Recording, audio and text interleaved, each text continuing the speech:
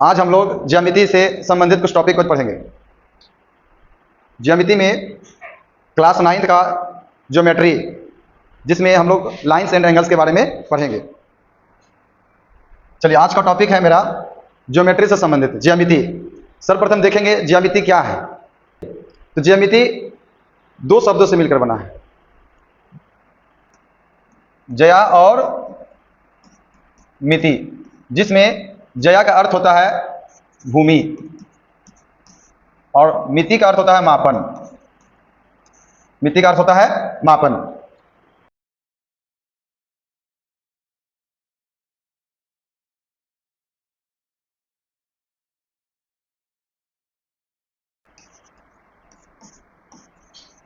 Greek भाषा के जियो और मेट्रोन शब्द से बना है, जिसका सामान्य अर्थ होता है भूमि मापन।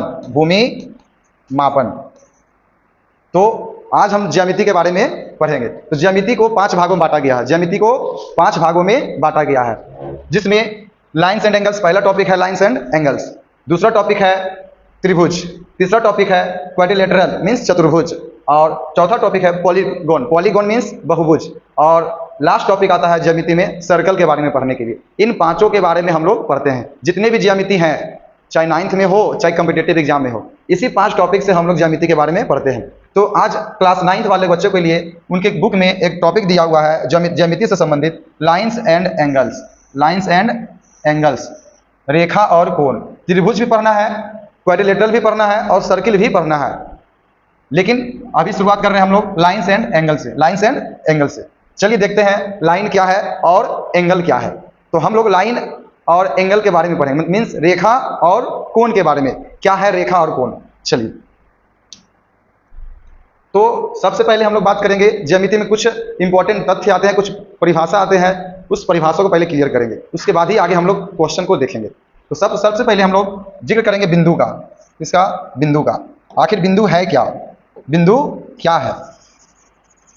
तो बिंदु का ऐसे देखा जाए तो कोई डेफिनेशन नहीं होता है, बट हम लोग कह देते हैं जिसकी ना तो लंबाई होती हो, ना चौड़ाई हो और ना ही मोटाई होती है, उसे बिंदु कहते हैं। अर्थात अगर देखा जाए तो बिंदु का एक परिभाषा के तौर पर हम बोलें, बिंदु शून्य त्रिज्या का एक वृत्त है। बिंदु शून्य त्रिज्या का एक वृत्त है। बिंदु शून्य त्रिज्या का एक वृत्त है जो एक स्थान निर्धारित करता है। एक स्थान निर्धारित करता है। जैसे अगर यहाँ पर हम डॉट दे रहे हैं, एक इसका रेडियस अगर बात करें तो 0 है, रेडियस कुछ नहीं है। तो बिंदु एक शून्य त्रिज्या का वृत्त है जो एक स्थान निर्धारित करता है। इस समतल है, मान लीजिए समतल है, इस पर कोई डॉट दे दिए तो ये बिंदु हो गया। इसे आमतौर पर बड़े अक्षरों से दर्शाया जाता है। तो बिंदु का अगर डेफिनेशन देखा जाए तो बिंदु वह है जिसकी ना तो लंबाई होती है, ना चौड़ाई होती है और ना ही मोटाई होती है। चलिए, इसके बारे में इसके बाद फिर हम लोग देखेंगे बिंदु 2 प्रकार के होते हैं। बिंदु 2 प्रकार के होते हैं, एक संरेख बिंदुएं और दूसरा असंरेख बिंदुएं। पहला संरेख बिंदुएं, दूसरी बात करेंगे तो असंरेख।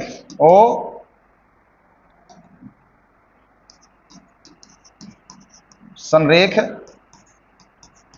बिंदुएं, असंरेख बिंदुएं मीन्स कोलिनियर पॉइंट और नॉन कोलिनियर पॉइंट। क्या है संरेख बिंदुएं और क्या है असंरेख बिंदुएं, इस पर जिक्र करते हैं। तो संरेख बिंदु कहते किसे हैं? तो 3 या 3 से अधिक बिंदुएं जब एक सीधी रेखा में हो, मीन्स एक सरल रेखा पर स्थित हो, तो वे बिंदुएं संरेख बिंदु कहलाती हैं। कैसे कहलाती है? संरेख बिंदुएं। कहता 3 या 3 से अधिक बिंदु किसी एक सीधी रेखा में स्थित हो, किसी एक सीधी रेखा में स्थित हो, तो वे तीनों बिंदुएं संरेख कहलाते हैं। क्या कहलाते हैं? संरेख। जैसे कि मान लीजिए यहाँ एग्जांपल में मेरे पास एक फिगर बना हुआ है, इस फिगर को देखते हैं। जैसे कि अगर देख ले, ये एक सरल रेखा है, ये एक क्या है? सरल रेखा है।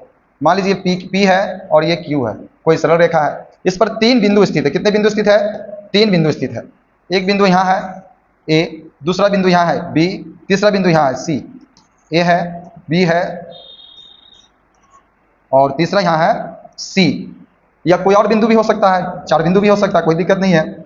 जब कोई मतलब 3 या 3 से अधिक बिंदुएं यदि किसी सरल रेखा पर स्थित हो, एक सीध में स्थित हो, तो वे बिंदुएं संरेख बिंदुएं कहलाती हैं।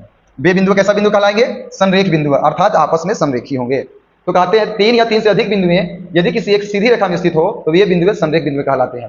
Points A B and C are collinear, मतलब ए बी सी कैसा बिंदु कहलाएगा? संरेख बिंदु कहलाएगा। दूसरा होता है नॉन कॉलिनियर, असंरेख बिंदुएं। असंरेख बिंदु क्या है तो समझेंगे।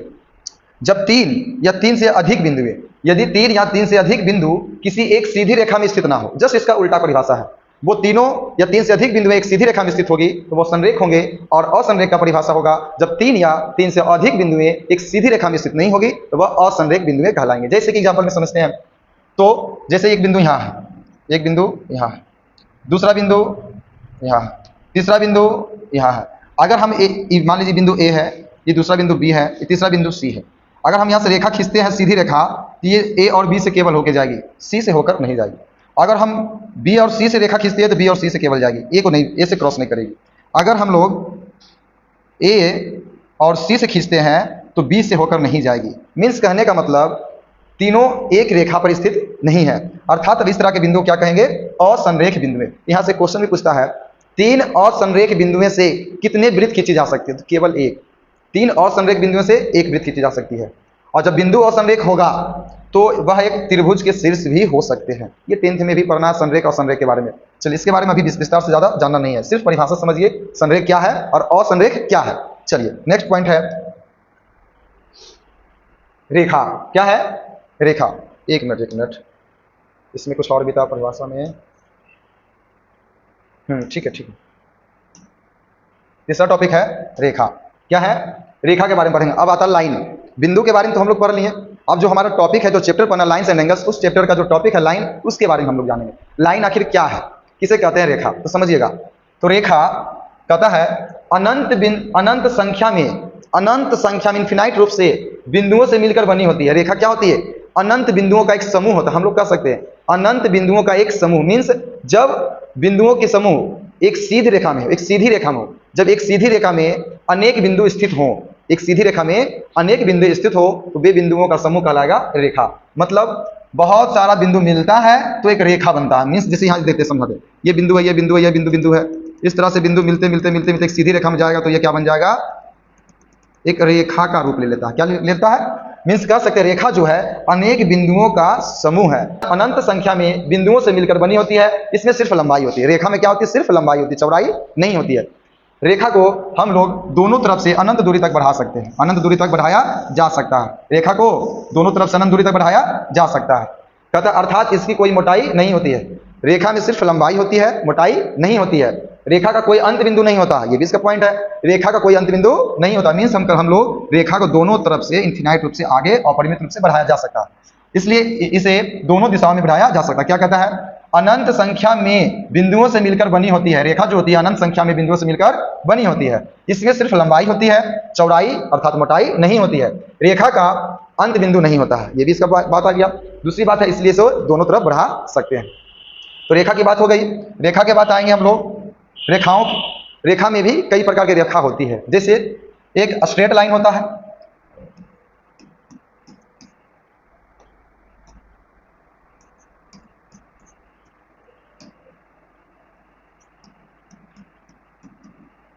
स्ट्रेट लाइन मीन्स सीधी रेखा। स्ट्रेट लाइन मीन्स सीधी रेखा, जैसे यहाँ डेफिनेशन आपको दिख रहा होगा स्क्रीन पे, सीधी रेखा। दूसरा होता है, दूसरा पॉइंट इसका है कर्व लाइन मीन्स वक्र रेखा। तो ये भी क्या है समझेंगे। तो स्ट्रेट लाइन मीन्स ऐसी रेखा जो किसी भी बिंदु पर अपनी दिशा नहीं बदलती हो, एक सीधी रेखा। मतलब एक रेखा हम खींच रहे हैं, ये खींचा हुआ है, एक सीधी रेखा जो खींचे हैं, अगर इस डायरेक्शन में जा रहा है तो उसी डायरेक्शन में बढ़ते चला जाएगा, अपनी दिशा चेंज नहीं करेगा, वो स्ट्रेट लाइन करते हैं। मतलब एक सीधी रेखा, सरल रेखा को सीधी रेखा का। सीधी रेखा में अगर एक सीधी रेखा खींची जाए एकदम सीधी, जिसकी दिशा चेंज ना हो, एक ही सीधी में बढ़ती चली जाए, एक ही डायरेक्शन में बढ़े, तो वो एक सीधी रेखा कहलाती है। वक्र रेखा अपनी दिशा बदलती रहती हो। अगर हम यहाँ से चलना शुरू किए, कभी ऊपर चले गया, कभी नीचे आ गया, ऊपर नीचे, इस तरह से अगर जो चल रहा है ये भी रेखा है, बट ये सीधी रेखा नहीं है। इसको स्ट्रेट लाइन नहीं बोलेंगे, इसको कर्व लाइन बोलेंगे। कर्व लाइन, चूंकि अर्थात हम कर्व लाइन की परिभाषा में ये भी दे सकते हैं टेढ़ी मेढ़ी रेखा। टेढ़ी मेढ़ी रेखा मतलब टेढ़ी मेढ़ी रेखा को वक्र रेखा कहते हैं, ठीक ना। चलिए दूसरा आ गया वक्र रेखा, इसके बारे में तो समझा ही चुके हैं। ऐसी रेखा जो अपनी दिशा बदलती हो वो वक्र रेखा कहलाती है। जैसे देखिए यहाँ ए है, यहाँ है, यहाँ गए, फिर ऊपर ऊपर से चलना शुरू किया, इधर से आते आते फिर ऊपर चले गए, मतलब ये अपनी दिशा चेंज करते रहती है, एक डायरेक्शन में ना हो, तो वैसी रेखा को हम लोग वक्र रेखा कहते हैं। चलिए नेक्स्ट पॉइंट है रेखाखंड। बिंदु क्या है समझ में आ गया, रेखा क्या है समझ में आ गया। अब आता है रेखाखंड। तो रेखाखंड रेखा का वह भाग है जिसके दो अंत बिंदु होते हैं, जिसके दो अंत बिंदु होते हैं। रेखाखंड रेखा का वह भाग है जिसके दो अंत बिंदु होते हैं। कितने अंत बिंदु होते हैं? दो। अगर जैसे एग्जांपल समझिए, ये अगर रेखा है, ये क्या है? रेखा। ये ए भी एक रेखा है, ये भी क्या है? रेखा है। अगर इसमें से अगर हम बीच से दो टुकड़ा काट लिया जाए, दो टुकड़ा काट लिया जाए, यहाँ से और यहाँ से दो टुकड़ा काट दिए, तो ये जो कटा हुआ भाग है यहाँ नीचे आ जाएगा। चलिए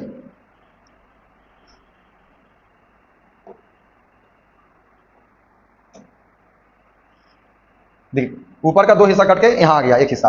अब इसका नाम मान लीजिए दे देते हैं, ये सी है और ये यहाँ डी है।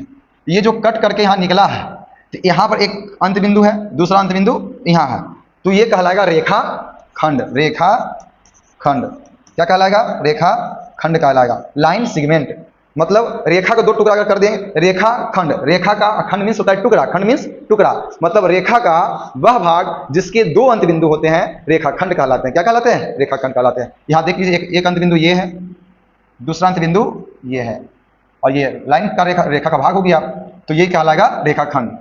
नेक्स्ट पॉइंट है, अब आती है रेखाओं के प्रकार, टाइप्स ऑफ लाइन। तो रेखा 5 प्रकार के होते हैं। कितने प्रकार के? मुख्य रूप से अगर देखा जाए तो रेखा 5 प्रकार के होते हैं। नंबर 1 प्रतिच्छेदी रेखा है। तो देखिए प्रतिच्छेदी की रेखा क्या किसे कहते हैं? कहते हैं दो या दो से अधिक रेखाएं एक दूसरे को प्रतिच्छेद करती है तो वे प्रतिच्छेदी रेखा कहलाती है। क्या कहलाती है? प्रतिच्छेदी रेखा। जैसा कि फिगर में आपको यहाँ दिख रहा है, लिखा हुआ भी है, दिए गए चित्र में ए बी और सी डी प्रतिच्छेदी रेखा है। ए बी यहाँ से लेकर यहाँ तक दूरी ए बी हो गया, और ये सी डी। ए बी और सी डी कैसी रेखा कहला गई? प्रतिच्छेदी रेखा। मीन्स अगला हम लोग कह सकते हैं दो रेखाएं एक दूसरे को जब प्रतिच्छेद करती हो उसको क्या कहेंगे? प्रतिच्छेदी रेखा। दो या दो से अधिक रेखाएं जब एक दूसरे को विभाजित करती हो, एक दूसरे को काटती हो, तो वैसी रेखा को हम लोग प्रतिच्छेदी रेखा कहते हैं। कैसी रेखा कहते हैं? प्रतिच्छेदी रेखा। मीन्स अगर एक रेखा ये है, दूसरी रेखा ये है, ये दोनों रेखा एक दूसरे को प्रतिच्छेद कर रही है बिंदु O पर, तो ये कहलाएगा ये दोनों रेखा आपस में प्रतिच्छेदी रेखा होंगे। कैसी रेखा होंगे? प्रतिच्छेदी रेखा। इस पर भी थ्योरम पढ़ना है जो अगले क्लास में पढ़ाएंगे, इसमें नहीं। आइए नेक्स्ट टॉपिक है, अब आता है, पहला हो गया प्रतिच्छेदी रेखा, दूसरा हो गया संगामी रेखा। कैसी रेखा? संगामी। कहते 3 या 3 से अधिक रेखाएं, 3 या 3 से अधिक रेखाएं एक ही बिंदु से होकर जाती हो तो वे संगामी रेखा कहलाती है। क्या कहलाती है? संगामी रेखा। और जिस बिंदु से होकर जाती है उसे समवर्ती बिंदु कहते हैं। यहाँ दो बात क्लियर हो गया, एक संगामी रेखा और एक संगामी रेखा, दूसरा समवर्ती बिंदु। संगामी रेखा कहते किससे हैं? जब 3 या 3 से अधिक रेखाएं, जब 3 या 3 से अधिक रेखाएं एक ही बिंदु से होकर जाए। किस बिंदु से? एक ही बिंदु से होकर जाना चाहिए। जैसे यह बिंदु है, इस बिंदु से होकर जा रही, बिंदु नाम लीजिए O है। अगर 3 या 3 से अधिक रेखाएं एक ही बिंदु से होकर जाती है तो वैसी रेखा को हम लोग संगामी रेखा कहते हैं। वैसी रेखा को क्या कहते हैं? संगामी रेखा। और इस बिंदु को समवर्ती बिंदु कहते हैं। क्या बिंदु कहते हैं? समवर्ती बिंदु। इस बिंदु का नाम क्या आएगा? समवर्ती बिंदु कहते हैं। चलिए ये भी रेखा के प्रकार हो गए। नेक्स्ट आते हैं समांतर रेखा। क्या आता है? समांतर रेखा। तो समांतर रेखा कहते हैं किसे हैं? तो समझिएगा मेरी बात, जब दो रेखाओं के या दो से अधिक रेखाओं के बीच की दूरी एक समान हो, बीच की दूरी एक समान हो तो वे रेखाएं समांतर रेखा कहलाती है। कहने का मतलब हम लोग ये कह सकते हैं, दो रेखा या दो से अधिक रेखाओं को कितनी भी दूरी तक क्यों ना बढ़ा दे, अनंत दूरी तक भी बढ़ा दे, तो वे कभी एक दूसरे को प्रतिच्छेद ना करें, एक दूसरे को कभी नहीं काटेगी, तो वो वैसी रेखा को हम लोग समांतर रेखा कहते हैं। जैसे रेल की पटरी, ट्रेन का जो रेल है, ट्रैक है, आप देखते होंगे अक्सर इस तरह से रहता होगा, इसके बीच में इस तरह से पाया दिया हुआ रहता है,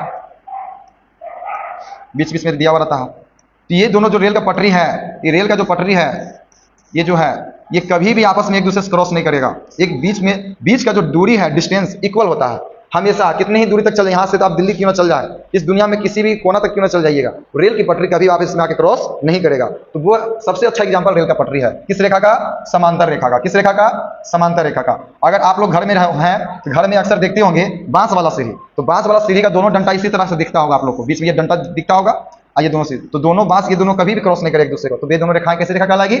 समांतर रेखा। तो कहते दो सीधी रेखाएं समांतर होगी यदि समान तल में स्थित हो, समान तल में एक ही इसी मान लीजिए तल है, एक ही तल में दोनों स्थित है, ए और ए बी और सी डी, दो रेखा है, दोनों एक ही तल में स्थित है।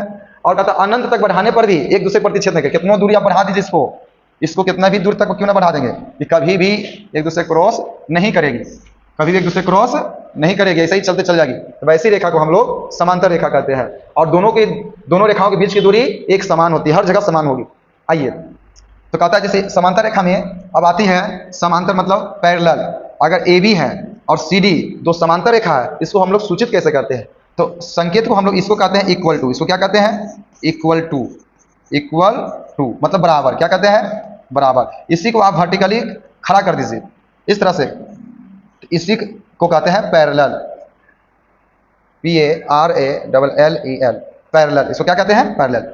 इस तरह से अगर दिया हो तो वो इक्वल टू का साइन होगा, और इसी को खड़ा कर दिए तो वो पैरेलल का साइन होगा। लिखते कैसे इसको? अगर ए बी और सी डी समांतर रेखा है, हम लोग इसको इस तरह से डिनोट करेंगे, A B parallel C D, मतलब दो रेखा अगर ये है, ए बी है, ये ए है, और ये बी है, ये सी है, ये डी है। अगर ये दो रेखाएं हैं, अगर समांतर है, हम लोग इस तरह से डिनोट करेंगे। इसका अगर फिगर में इस तरह का चिन्ह दिख रहा है, इसका मतलब हुआ ए बी समांतर है सी डी का। तो A B parallel C D, इस तरह से हम लोग सूचित करेंगे उसको, A B parallel C D. चलिए, जिससे यहाँ दिख भी रहा होगा A B parallel C D है, समांतर रेखाओं को प्रतिचिन्ह इस तरह से हम डिनोट करते हैं। चलिए नेक्स्ट पॉइंट आता है लंबवत रेखाएं। लंबवत रेखाएं क्या है? परपेंडिकुलर लाइन, मतलब यदि दो रेखाएं समकोण पर प्रतिच्छेद करती है। समकोण मींस 90 डिग्री। एक समकोण बराबर होता है 90 डिग्री, एक समकोण बराबर 90 डिग्री। दो समकोण बराबर कितना होगा? उसका मल्टीप्लाई कर दीजिए 2 से, 9 दूनी 18, 180 डिग्री। तीन समकोण बराबर क्या होगा? 270 डिग्री। चार समकोण बराबर क्या होगा? ये इंपॉर्टेंट है, आपको पूछेगा आगे जाकर के, तो 360 डिग्री। कितनी डिग्री? उसी तरह से जितना पूछेगा उतना मल्टीप्लाई करते चले जाएंगे। एक समकोण 90 डिग्री बराबर होता है, दो समकोण 180 डिग्री बराबर होते हैं, तीन समकोण 270 डिग्री बराबर होते हैं, चार समकोण 360 डिग्री के बराबर होते हैं। हम लोग इसको ये भी कह सकते हैं, क्या कह सकते हैं? सुन लीजिए, दो समकोण मीन्स हम लोग इसको ये भी कह सकते हैं, दो समकोण किसके बराबर होता है? 180 डिग्री को। हम लोग इसको पढ़ेंगे, बोलते हैं समपूरक कोण के बराबर, समपूरक कोण पढ़ेंगे। और एक समकोण जो है इसको हम लोग बोलते हैं 90 डिग्री, किसके बराबर होता है? 90 डिग्री। हम इसको बोलते हैं पूरक कोण। आगे का टॉपिक यही आने वाला है, कोण से रिलेटेड, किससे रिलेटेड? कोण से रिलेटेड, पूरक कोण। अभी सिर्फ हम बिंदु रेखा के बारे में जिक्र कर रहे हैं। अगला वीडियो जो आएगा आपको, उसमें एंगल के बारे में होगा, कोण किस तरह से बनता है, कोण कितने प्रकार के होते हैं, इसके बारे में जिक्र अगले वीडियो में करेंगे। अभी फिलहाल सिर्फ रेखा के बारे में पढ़िए, लाइन क्या है, और उसके बाद कोण के बारे में बता देंगे। उसके बाद आपको कुछ थ्योरी है, उस थ्योरम को भी पढ़ाएंगे, उसके बाद न्यूमेरिकल देखेंगे। चलिए, तो एक समकोण किसके बराबर होता है?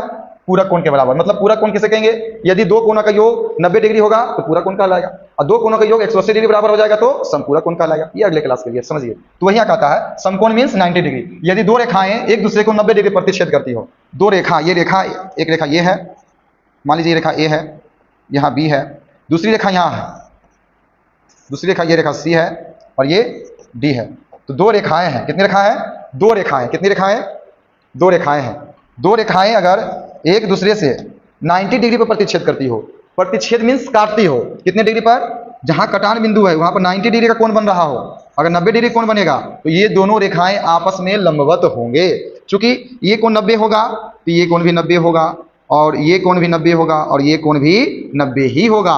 एक समतल पर दो रेखाएं अगर आपस में 90 डिग्री पर प्रतिच्छेद करती हो तो चार बराबर भाग में प्रतिच्छेद बांटती है, और चारों कोण 90 डिग्री का होगा। टोटल कोण होता है 360 डिग्री का। चूंकि एक बिंदु के चारों ओर अगर हम चलेंगे तो जो वृत्ताकार पथ होगा, या पूर्ण कोण भी कह सकते हैं इसको, संपूर्ण कोण, एक बिंदु से बिंदु के चारों ओर बना कोण 360 डिग्री का होता है। कितने डिग्री का होता है? 360 डिग्री का। इसी को हम लोग कहते हैं संपूर्ण कोण। अगला टॉपिक में पढ़ाएंगे ना, कोण किसे कहते हैं तो पढ़ाएंगे, संपूर्ण या पूर्ण कोण, hall angle, WHOLE, hall angle. पूर्ण कोण क्या है, प्रतिवर्ती कोण क्या है, ये सब पढ़ाएंगे आपको। तो पूरा एक चक्कर लगाया, घड़ी घड़ी एक चक्कर लगाती है तो 360 डिग्री का कोण बनता है। जस्ट लाइक वही है, एक पूरा चक्कर, अगर मान लीजिए कोई व्यक्ति यहाँ है, ये व्यक्ति कोई यहाँ है, ठीक ना, ये व्यक्ति यहाँ है, यहाँ से चलना शुरू किया, ये चलते चलते चलते चलते चलते चलते चलते वापस अपने स्थान पर आ जाए, जहाँ से चलना शुरू किया वहीं पर आ जाए, तो ये एक चक्कर लगा दिया तो ये हो जाता है पूरा 360 डिग्री का कोण में। पूरा कितना डिग्री कोण पर तय कर लिया, पूरा दूरी जो तय होता है 360 के बराबर होता है। चलिए पूर्ण कोण में पढ़ना है, मतलब दो रेखाएं समकोण पर प्रतिच्छेद करती है तो दोनों रेखाएं लंबवत रेखा कहलाती है। कितना रेखा कहलाती है? लंबवत रेखा। नीचे दिए गए चित्र ए बी और सी डी लंबवत है, मीन्स यहाँ जो ए बी है और सी डी है आपस में पैरेलल है। क्या है? पैरेलल है। लंब को हम लोग इस तरह से डिनोट करते हैं, लंब को किस तरह से डिनोट करते हैं? इस तरह से। यह है परपेंडिकुलर का साइन। अगर ए बी और सी डी लंबवत है तो हम लोग लिखेंगे ए बी लंब सी डी, इसको लंब बोलते हैं। क्या बोलते हैं? लंब। ए बी लंब होगा सी डी पर। चलिए नेक्स्ट पॉइंट है, और लास्ट है तिर्यक रेखा। क्या है? तिर्यक रेखा, transversal line. Transversal line, TRANSVERSAL, transversal line. क्या है ट्रांसवर्सल लाइन? बहुत ही इंपॉर्टेंट है, आगे का टॉपिक में ये आने वाला। कहता है वह रेखा जो दो या दो से अधिक दी गई रेखाओं को अलग अलग बिंदुओं पर काटती है, वैसी रेखा को तिर्यक रेखा कहते हैं। कहने का मतलब समझिएगा, कहता है दो वह रेखा, वैसी रेखा जो दो या दो से अधिक, मान लीजिए एक रेखा ये है, दूसरी रेखा ये है, तीसरी रेखा ये है, दो या दो से अधिक रेखाओं को काटने वाली वैसी रेखा। तो देखिए वह रेखा क्या है, मान लीजिए वह रेखा ये है, वह रेखा क्या है? ये एल कोई रेखा है, इसको हम लोग तिर्यक रेखा कहते हैं। कौन सी रेखा कहेंगे? तिर्यक रेखा, ट्रांसवर्सल लाइन। ये ए बी है, सी डी है और ई एफ है। मान लीजिए तीन रेखा है, ये तीनों रेखाओं को अलग अलग बिंदु पर काटने का काम कौन कर रहा है? देख लीजिए, तीनों रेखाओं को अलग अलग बिंदु पर काट रहा है, यहाँ पे काट रहा है, यहाँ काट रहा है और यहाँ काट रहा है। इस बिंदु का नाम दे दीजिए पी क्यू आर। तो एल रेखा जो है ए बी सी डी और ई एफ को अलग अलग बिंदुओं पर प्रतिच्छेद कर रही है, अलग अलग बिंदुओं पर काट रही है। वह बिंदु पी क्यू आर है, मतलब वैसी रेखा जो दो या दो से अधिक रेखाओं को अलग अलग बिंदुओं पर प्रतिच्छेद करती हो, अलग अलग बिंदुओं पर काटती हो, तो वैसी रेखा को प्रतिच्छेदी रेखा कहते हैं। जैसे कि एग्जांपल यहाँ पर आपके सामने दिया हुआ, दिए गए चित्र में सीधी रेखा ए बी और सी डी दो रेखा है, जिसको तिर्यक रेखा पी क्यू क्या कर रही है? प्रतिच्छेद कर रही है। चलिए अब आज का टॉपिक यहीं तक था।